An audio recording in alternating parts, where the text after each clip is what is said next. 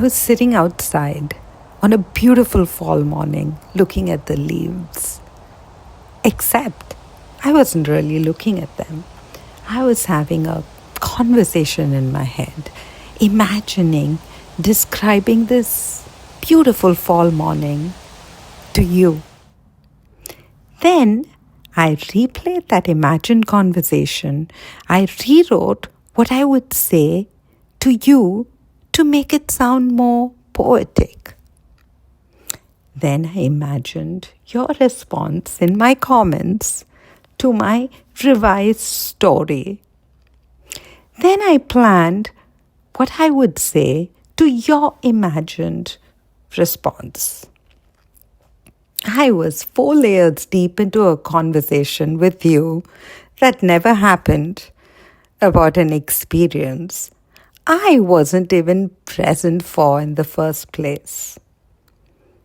And I wondered, when was the last time I just looked at the leaves? We've always lived inside our heads, you and I and all of the rest. That's not new. We're human after all.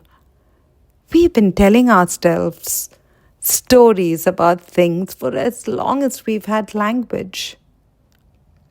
But today, there's something else.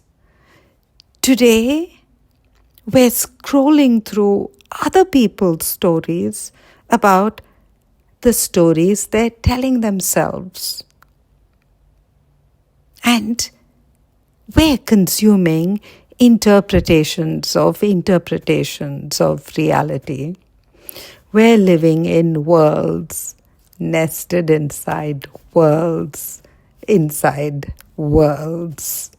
that we didn't even conceive. I thought about my grandmother. When she looked at a tree, I'm pretty sure she just saw the tree. Maybe she wondered if it needed water, but she wasn't thinking about what some experts said about trees or what the latest research revealed about trees or what her opinion about trees said about her identity.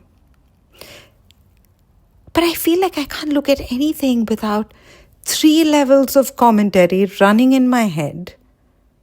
1, the thing itself. 2, what I think about the thing.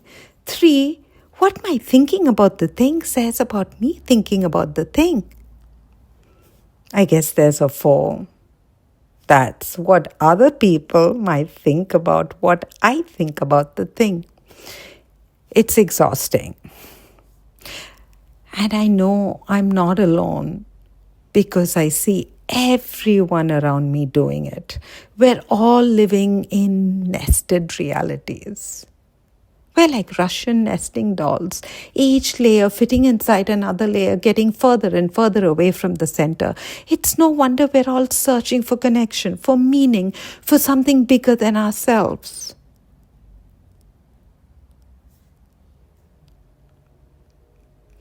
But we're looking for it in systems, in practices, in techniques, rituals, spiritual retreats. But how can anyone else do that better than ourselves? And why do we need someone else to tell us, to show us, to make us feel what is already inside us? It just doesn't make sense to me. Maybe we're so removed from direct experience today that we don't trust ourselves anymore. We need someone to tell us that what we're feeling is real. We need a system to validate our experience. But when I think about the moments I've felt most connected, that did not involve a practice of any sort. Those moments are rarer today Because there's always another layer pulling us back in, another notification, another thought about the thought we just had, another interpretation of our interpretation. And I wonder if this is why we keep looking up to the gods, to the gurus, to systems that promise transcendence from it all. Because looking around, looking at each other, at the simple fact of being here together, that doesn't seem enough. We seem to want something bigger because we can't seem to access what's right here. Why are we so many worlds removed from it? I don't know. I don't know how to fix this. I don't even know if it might need fixing. Maybe this is what it means to be alive today. To be aware that we're lost in nested realities. But sometimes I do wonder what would happen if we just stopped. Stopped it all, stopped seeking connection, and just started noticing the one who is standing before us. Not as a solution, not as a practice, certainly, just as a moment of recognizing and realizing and experiencing and feeling and knowing how far we've drifted from ourselves.